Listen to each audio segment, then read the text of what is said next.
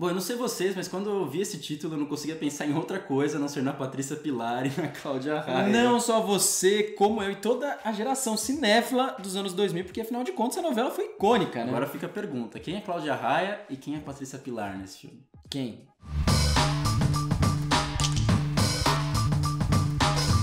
Com a chegada de Abigail, a relação que Sarah e a rainha Anne tinham é posta em risco. Quem será que consegue agradar mais a rainha e assim ter os mimos dela? Será que esse filme agradou a gente de fato? Será que esse filme agradou o público em geral? O que será? São muitas perguntas, não saiam daí, porque nós vamos revelar já já.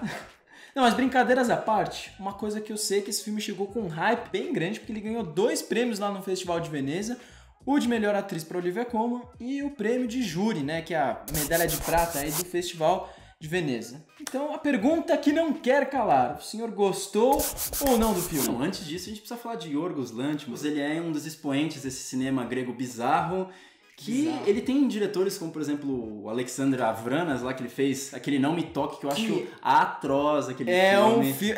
Não, esse diretor é um serviço pro cinema, assim, não precisava... Miss Violence não, também. que é outro filme horrível, assim, horrível mesmo. Bom, isso eu não assisti. Mas, caso vocês gostem de Dente Canino, queiram conhecê-lo, a gente fez um videozinho lá, uma videoessay bem especial desse filme, analisando como ele transpõe a infância de uma forma visual, assim. Vocês podem ver aqui na cartelinha. Mesmo eu não gostando do filme, o vídeo é bom. Mas a gente não veio aqui pra falar de Dente Canino, nem necessariamente de Yorgos, né? Mas sim, o filme é a favorita. Então e aí, gostou ou não do filme? Cara, eu tenho com os pêsames a dizer que não tanto, assim. Eu acho que a primeira parte, assim, a primeiro terço, a primeira metade, se bateu aqui, é atroz, assim, é horrível. E eu posso dizer... Mas eu acho que ele vai melhorando com o decor do filme. Mas eu te explico um pouquinho. Posso até dizer, eu avisei.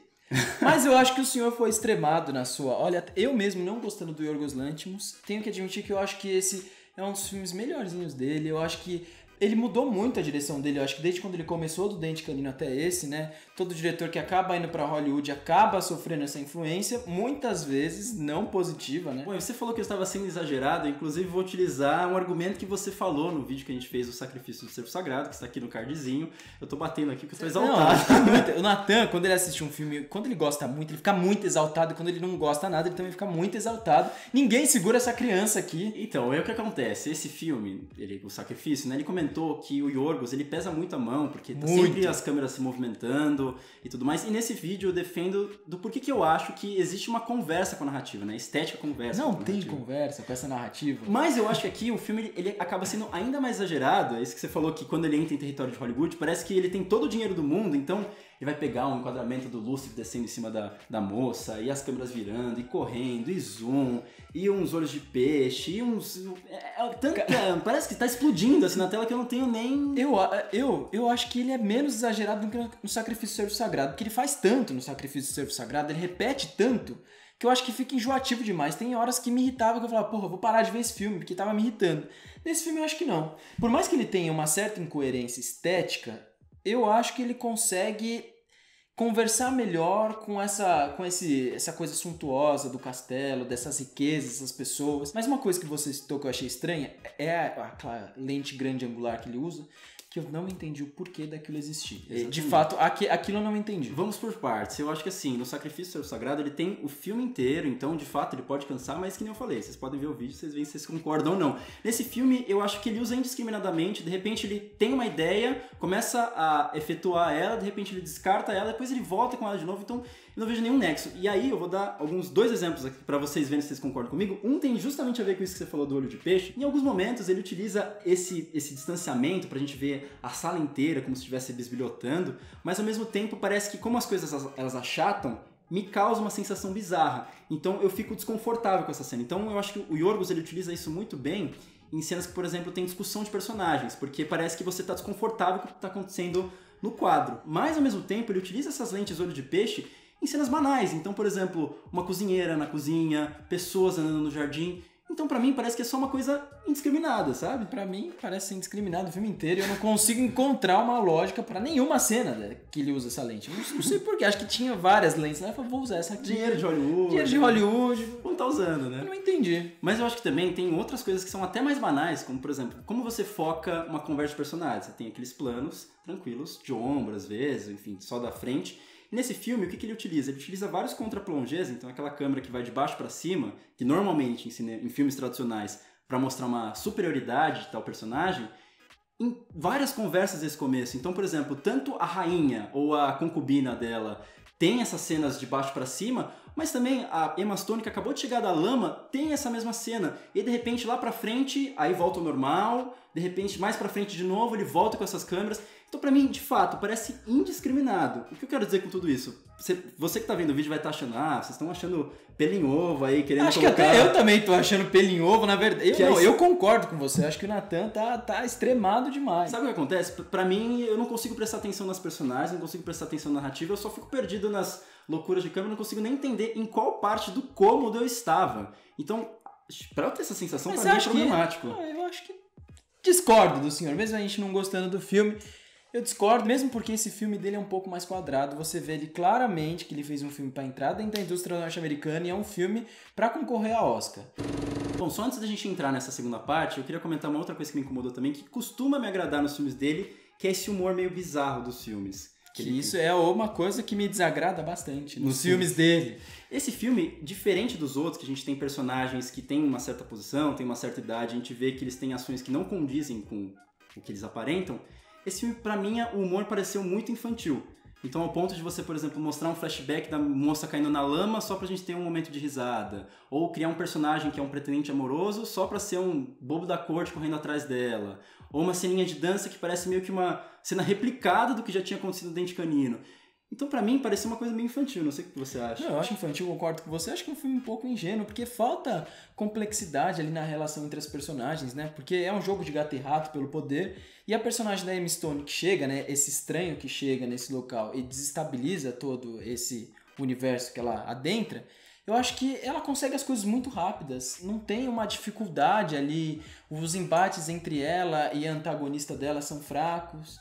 Então eu acho que acaba sendo um filme um pouco previsível pra mim. Quando você pega The Handmaiden, por exemplo, A Criada, do Park Chan-wook, eu acho que é um filme que ele consegue colocar mais nuances em relação aos personagens, tanto a relação amorosa delas, a ambiguidade nos desejos que elas têm. Então eu acho que... E os pontos de virada também, né? Porque o filme chega num determinado ponto e tem um ponto de virada incrível. Eu não acho que todo filme tenha que ter vários pontos de viradas incríveis. Não, de forma alguma. Mas eu acho que nesse filme também faltava um pouco mais de malícia, né? O filme foi chegando no final e eu pensei, porra, será que... Quando que é que vai haver essa contrapartida? E ela não acontecia. Bom, eu concordo plenamente com você. Eu acho que esse filme é criado, ele tem essas questões do conflito, que aqui é muito marcado, que nem você comentou, muito mais as entrelinhas dos personagens. Sim, exatamente, porque você não sabe se elas são aliadas, se elas são inimigas, em que ponto elas vão se unir ou não. Exatamente. Eu acho que é um filme que, ao mesmo tempo que você tem o prazer, você tem a dor, esse combate, porque você tem cenas que são muito...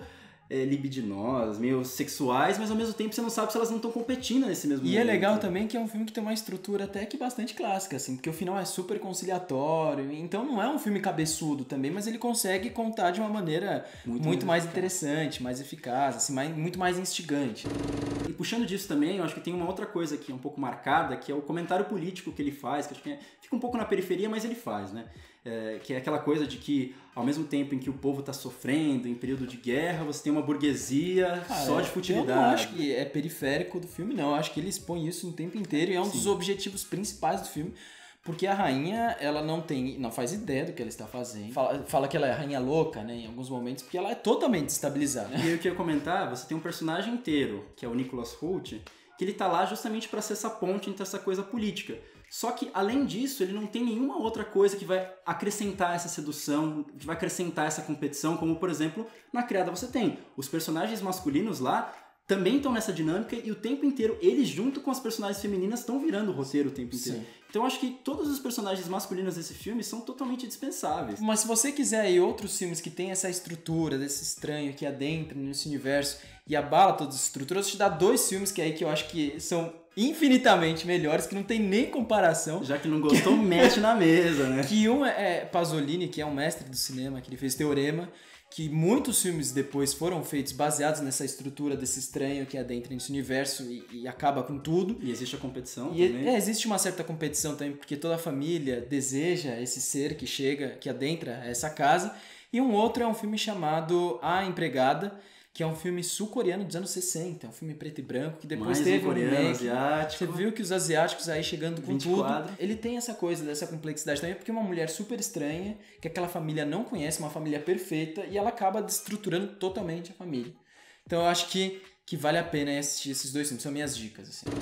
Bom, agora tem uma coisa que eu vou tirar o chapéu pra esse filme, que eu acho maravilhosa e eu tenho que admitir, que são as atuações. A Olivia Colman, ela é foda. Rainha. Ela é realmente incrível. Ela é realmente a rainha. E eu acho que, assim, eu assisti The Crown, não tem nada a ver aqui agora, mas eu acho que ela vai fazer uma excelente temporada em The Crown, porque você vê que ela é uma rainha totalmente desestabilizada e as expressões dela, quando ela... Assim, sem palavras, eu acho que ela merece um Oscar aí. Se ela for indicada, ela merece ganhar. E não só, a Emma Stone eu acho que ela é super eficaz, ela consegue fazer papéis bem distintos. E eu acho que ela consegue colocar nuances nele, por mais que o Nathan não ache tanto isso, né? Eu gosto da Emma Stone, eu adoro La La Land.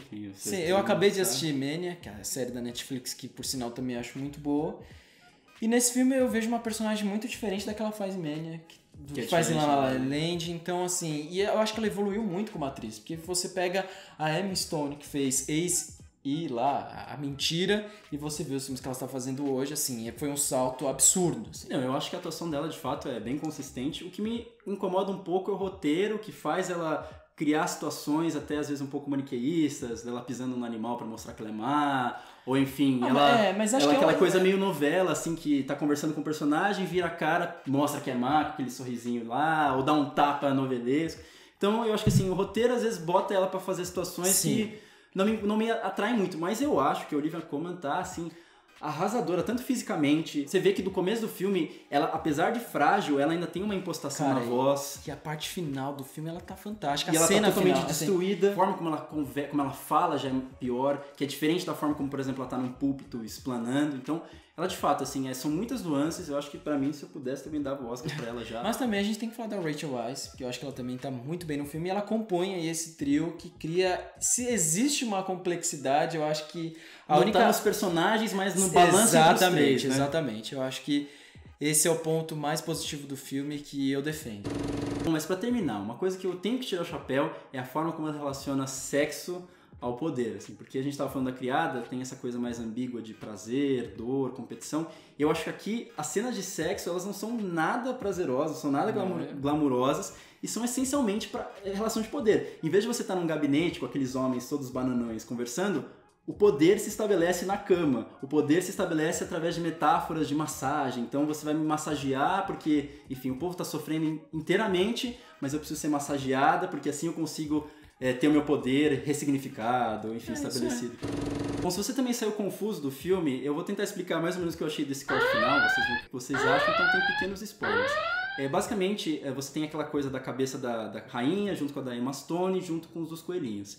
O que você pensa, né, nessa ideia de sexo? Quando ela tá masturbando ela, você não precisa de nenhum homem, e nesse caso, acho que é a única situação que eu acho que os homens, de fato, a ausência deles é positiva, você tá gerando esses coelhos, que como a gente conhece no começo do filme, são representação dos filhos dessa rainha que ela perdeu. Então você tem meio que, tipo, a germinar desses filhos, dessa cria, ou enfim, meio que ela restituindo esse poder que ela não tem com o povo, porque a gente vê que ela tá cagando pro povo, mas na cabeça dela a gente tem. Então por isso que é muito surrealista, é como se fosse um orgasmo, né, aquela cena. Então é isso, o filme ele vai passar na Mostra Internacional de Cinema que tá rolando aqui em São Paulo, e ele também vai estrear em breve nos cinemas, eu espero que vocês gostem. Provavelmente é um filme que ele vai ser... Vão falar dele ainda, porque vai pro Oscar, quase certeza, né? Então é isso, eu espero que vocês tenham gostado do vídeo e até a próxima. Valeu!